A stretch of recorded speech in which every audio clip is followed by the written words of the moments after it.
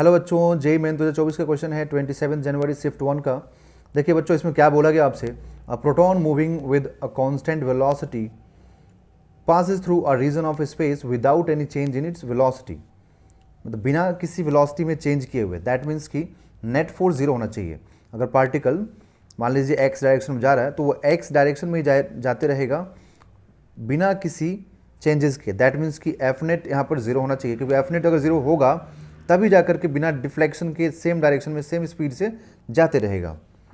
If E and B represent electric field and magnetic field respectively, ठीक है, मतलब यहाँ पर इलेक्ट्रिक एंड मैग्नेटिक फील्ड दोनों रीजन है ना, दोनों वहाँ पे प्रेजेंट है जिस रीजन में प्रोटॉन मूव कर रहा है, ठीक है। तो अब यहाँ पर हम लोगों को एक लॉरेंट्ज फोर्स मालूम होता है ना, पढ़ते हैं हम लोग इस चीज़ को, है ना, हम लोग पढ़ाते हैं क्लास में, आप एज ए स्टूडेंट पढ़ते हैं इस चीज़ को, लॉरेंट्ज फोर्स। तो लॉरेंट्ज फोर्स क्या बोलता है बच्चों कि जो टोटल फोर्स होगा किसी भी चार्ज पार्टिकल पे जब वो charge particle electric and magnetic field दोनों में प्रेजेंट होगा, तब जो उस पर फोर्स होगा वो मैग्नेटिक प्लस इलेक्ट्रिक दोनों फोर्स के वेक्टर सम के इक्वल होगा। बट यहाँ पर क्या बोला गया कि वेलोसिटी मतलब रिमेन्स कांस्टेंट, दैट मीन्स कि अनडिफ्लेक्टेड ना, विदाउट चेंज इन वेलोसिटी, मतलब एफ नेट जीरो होना चाहिए। तो ये एफ नेट को हम क्या कर देंगे, जीरो कर देंगे। तो एफ नेट को जीरो करते ही बच्चों यहाँ से देखिए Q into V cross B, ठीक है। अब यहाँ से जैसे आप इस चीज़ को इधर लिखेंगे,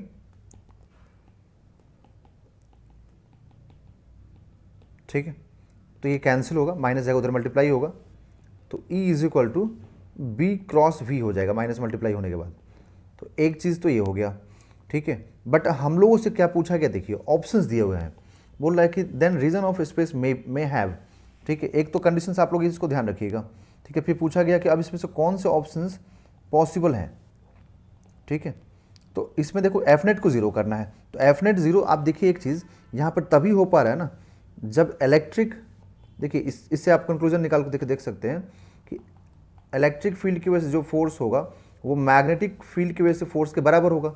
मतलब इलेक्ट्रिक एंड मैग्नेटिक फोर्स जब आपस में यहाँ पर इक्वल होंगे magnitude wise and direction wise, जब एक दूसरे का अपोजिट होंगे, क्योंकि देखिए यहाँ पर डायरेक्शन वाइज अपोजिट आया ना माइनस साइन की वजह से, तभी पॉसिबल है कि एफ नेट जीरो हो जाए। दैट मीन्स कि ये,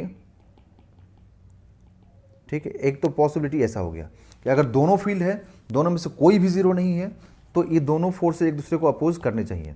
तो एक पॉसिबिलिटी ये हो गया कि भाई दोनों फील्ड प्रेजेंट हो सकते हैं और दोनों में से कोई भी एक दूसरे को, मतलब यहाँ पर दोनों एक दूसरे को अपोज करना चाहिए, दोनों फील्ड प्रेजेंट है, दोनों एक दूसरे को अपोज करना चाहिए। तो एक ऑप्शन नंबर डी हो गया। और देखते हैं पॉसिबिलिटी क्या होगा। अगर दोनों फील्ड जीरो हो जाए तब भी पॉसिबल है कि इलेक्ट्रिक फील्ड और मैग्नेटिक फील्ड दोनों जीरो हो गया तो चार्ज पार्टिकल हम सेम स्पीड से सेम डायरेक्शन मूव करते रहेगा। एक पॉसिबिलिटी ये वाला हो जाएगा, क्यों, उसका रीज़न देखिए, वेलोसिटी में चेंज नहीं होने का मतलब अगर ये कांस्टेंट है, दैट मीन्स कि क्या होता है कि डायरेक्शन भी चेंज नहीं होना चाहिए, डायरेक्शन भी कांस्टेंट होना चाहिए फिर, एंड जो मैग्नीट्यूड है वेलोसिटी का ये भी कांस्टेंट होना चाहिए। तो अगर इलेक्ट्रिक फील्ड जीरो है ना तो इलेक्ट्रिक फोर्स जीरो हो गया। और एक बात ध्यान रखिएगा कि अगर इलेक्ट्रिक फोर्स जीरो नहीं होगा तो चार्ज का स्पीड हमेशा चेंज होते रहेगा। मतलब अगर अभी स्टार्ट किया अगर 2 मीटर पर सेकंड से, तो कुछ देर के बाद वो 4 मीटर पर सेकंड हो जाएगा, कुछ देर के बाद वो 6 मीटर पर सेकंड हो जाएगा। अगर इलेक्ट्रिक फील्ड और चार्ज पॉजिटिव है, दोनों सेम डायरेक्शन में है तब, मतलब इलेक्ट्रिक फील्ड और इलेक्ट्रिक फोर्स अगर सेम डायरेक्शन में है, चार्ज पॉजिटिव है, तो स्पीड उसका बढ़ते ही रहेगा हमेशा। अगर नेगेटिव चार्ज है तो इलेक्ट्रिक फील्ड का अपोजिट में फोर्स लगेगा, ठीक है, तब क्या होगा, उसके इसमें स्पीड कम होते रहेगा। मतलब चाहे कम हो या ज़्यादा हो स्पीड चेंज होगा। तो ये कांस्टेंट नहीं रहेगा अगर ई ज़ीरो नहीं होता है तो, है ना। तो अगर ई ज़ीरो नहीं है तो फिर बहुत मुश्किल हो जाएगा, मतलब बैलेंस नहीं हो पाएगा। उसको बैलेंस करने के लिए फिर आपको बी को भी नॉट इक्वल टू जीरो करके और फोर्सेज को बैलेंस करना होता है। तो एक ऑप्शन ये, एक ऑप्शन है। दूसरे ऑप्शन में क्या होगा कि यहाँ पर अगर इलेक्ट्रिक फील्ड जीरो हो जाए तो इलेक्ट्रिक फोर्स जीरो हो जाएगा, है ना। अगर electric field zero then electric force zero, है ना। अब बच गया मैग्नेटिक फोर्स। तो मैग्नेटिक फोर्स क्या लिखते हैं बच्चों हम लोग, Q V B sine theta. तो ऐसा भी तो हो सकता है कि वेलोसिटी और मैग्नेटिक फील्ड एक दूसरे से परपेंडिकुलर हो जाए, तो उस केस में एंगल कितना हो जाएगा 0।